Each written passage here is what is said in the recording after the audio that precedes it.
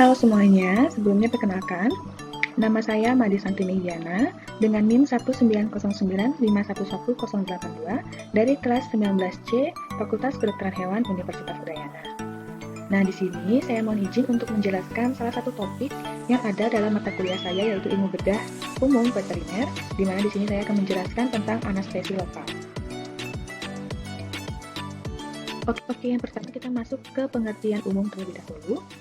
Untuk anestesi berasal dari bahasa Yunani, di mana berartikan suatu keadaan hilangnya rasa atau sensasi tanpa atau dengan hilangnya kesadaran. Jadi, anestesi merupakan keadaan tanpa rasa tetapi bersifat sementara dan dapat kembali kepada keadaan normal karena hanya merupakan penekanan kepada fungsi atau aktivitas jaringan saraf baik lokal maupun umum. Nah, tujuan penggunaan anestesi pada umumnya itu adalah untuk membuat agar pasien tidak merasakan terhadap rasa sakit atau tidak sanggup bergerak. Nah, di sini mungkin saya akan menjelaskan anestesi lokal, di mana kan anestesi itu banyak banget ya, ada anestesi umum, ada anestesi regional. Nah, di sini saya ingin memilih menjelaskan anestesi lokal. Nah, anestesi lokal adalah tindakan menghilangkan rasa sakit untuk sementara pada suatu bagian tubuh dengan cara mengaplikasikan bahan topikal atau suntikan tanpa menghilangkan kesadaran. Nah, untuk anestesi lokal sendiri, ini biasanya menghilangkan rasa sakit pada salah satu bagian tubuh saja, di mana anestesi lokal ini tidak menyebabkan hilangnya kesadaran pada pasien. Kemudian kita masuk ke mekanisme anestesi lokal. Yang pertama, anestesi lokal ini mencegah timbulnya konduksi impuls pada saraf. Kemudian dapat meningkatkan ambang membran, lalu eksitabilitas berkurang, dan kelancaran hantaran terhambat. Anestesi lokal juga dapat mengurangi permeabilitas membran bagi ion Na dan juga K dalam keadaan istirahat. Lalu yang terakhir dapat meningkatkan tegangan permukaan selaput lipid molekuler. Oke, kita masuk ke macam-macam anestesi lokal. Nah, anestesi lokal juga dibagi-bagi seperti anestesi umum lainnya, yaitu terdiri dari anestesi topikal, anestesi infiltrasi, dan anestesi blok. Anestesi topikal itu adalah menghilangkan rasa sakit di bagian permukaan tubuh saja, karena anestesi topikal ini biasanya dikenai hanya di bagian ujung serabut urat saraf. Nah, bahan yang digunakan itu berupa salve. Lalu, untuk anestesi infiltrasi itu biasanya digunakan untuk rahang atas maupun rahang bawah, dan juga anestesi infiltrasi ini merupakan anestesi yang mudah banget dikerjakan dan sangat efektif. Kemudian, yang ketiga ada anestesi blok, di mana biasanya anestesi blok ini digunakan untuk pencabutan gigi molar tetap.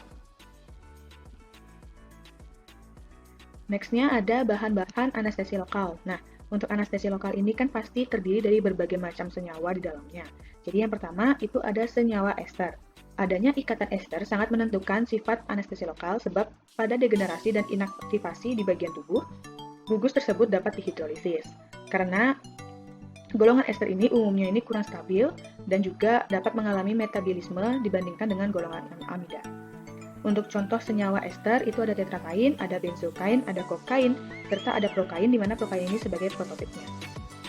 Lalu yang kedua ada senyawa amida di mana senyawa amida ini terdiri dari ibokain, ada lidokain, mepivakain, dan juga prilokain. Lalu selain senyawa ester dan juga senyawa amida, ada juga senyawa-senyawa lainnya yang menjadi bahan anestesi lokal, contohnya seperti fenol, benzyl alkohol, habis itu ada etil klorida, serta kreofluoran. Anestesi lokal ini biasanya seringkali digunakan secara parenteral atau injeksi dalam pembedahan kecil yang tidak memerlukan anestesi umum.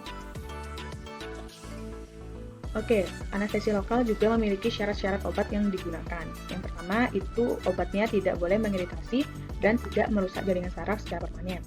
Lalu yang kedua, batas keamanan itu harus lebar. Yang ketiga, efektif dengan penggunaan secara injeksi ataupun penggunaan setempat pada membran mukosa. Yang keempat, mulai kerjanya itu harus sesingkat mungkin dan dapat bertahan untuk waktu yang cukup lama. Lalu yang kelima, dapat larut dalam air dan menghasilkan larutan yang stabil, serta stabil dalam pemanasan. Kita sudah masuk ke indikasi dan juga kontraindikasi anestesi lokal. Nah, untuk indikasi anestesi lokal, yang pertama itu penderita dalam keadaan sadar serta kooperatif. Yang kedua, tekniknya relatif sederhana dan juga presentasi gagal wajib kecil.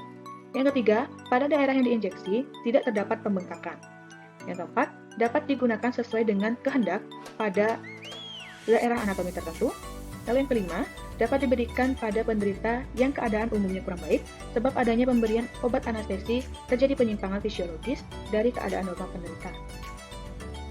Lalu untuk kontraindikasi anestesi lokal, itu yang pertama operator itu biasanya merasakan kesulitan dalam bekerja sama dengan penderita, misalnya penolakan dalam melakukan penyuntikan.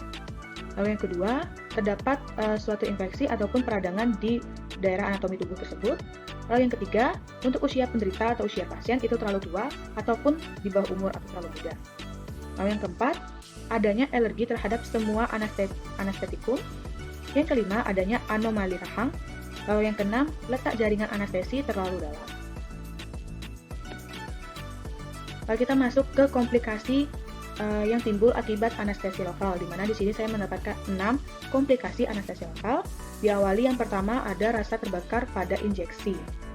Biasanya, rasa terbakar pada injeksi ini disebabkan oleh pH larutan melampaui batas, lalu injeksi larutan anestesi yang terlalu cepat, lalu kontaminasi larutan K3 dengan larutan sterilisasi, dan juga larutan anestesi yang hangat.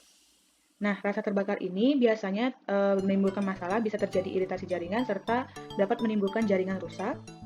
Dan untuk mencegah agar tidak terjadinya rasa terbakar saat injeksi ini, kita bisa gunakan anestetik lokal dengan pH 5. Kemudian kita lakukan injeksi larutan anestesi ini secara perlahan, kurang lebih 1 ml per liter, kurang lebih 1 ml per menit, serta K3 disimpan dalam suhu kamar, dan untuk anestesi lokalnya dalam tetap steril. Lalu yang kedua itu ada parestesi atau biasanya disebut dengan kelainan saraf akibat anestesi. Nah, parestesi ini disebabkan oleh trauma atau iritasi mekanisme pada nervus akibat injeksi jarum atau larutan anestetik itu sendiri. Nah, masalah yang ditimbulkan akibat parestesi ini adalah luka pada jaringan. Dan untuk kita agar tidak terjadinya parestesi pada pasien, itu mungkin kita bisa lakukan injeksi dengan tepat dan juga penggunaan K3 yang baik. Nah, bagaimana kalau misalnya pasien sudah mengalami parestesi? Nah, bisa mungkin kita tenangkan pasien terlebih dahulu, lalu melakukan pemeriksaan pada pasien. Pemeriksaan ulang sampai gejala itu hilang, lalu konsultasikan dengan dokter-dokter lain, dan juga kita juga bisa melakukan pembukaan mulut atau neurologi. Kemudian yang ketiga ada tismus. Tismus ini biasanya juga dibilang gangguan membuka mulut.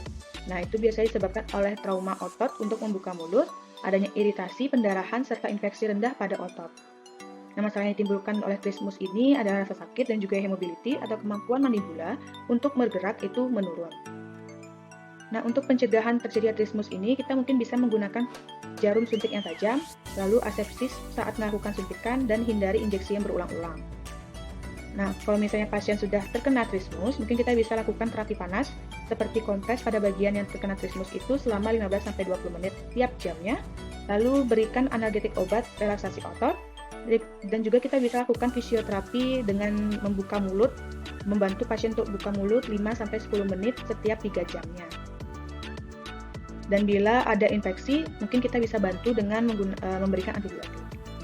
Lalu yang keempat ada hematoma atau efusi darah ke dalam ruang vaskuler. Ini biasanya hematoma ini disebabkan oleh robeknya pembuluh darah vena atau arteri akibat penyuntikan, tertusuknya arteri atau vena, dan efusi darah.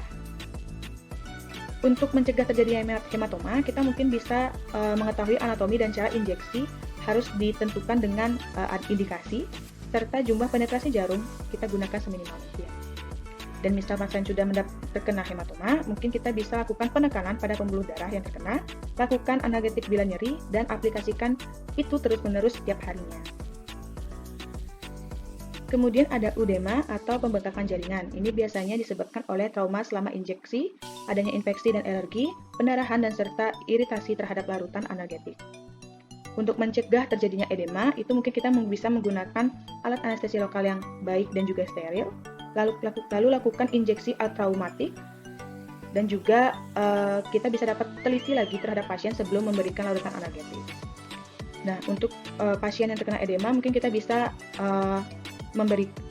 melakukan penanganan, yaitu mengurangi pembengkakan secepat mungkin. Bila ada edema berhubungan dengan pernapasan, maka dirawat dengan epinefrin 8,3 mg, lalu berikan antihistamin, kortikosteroid, dan juga supinasi.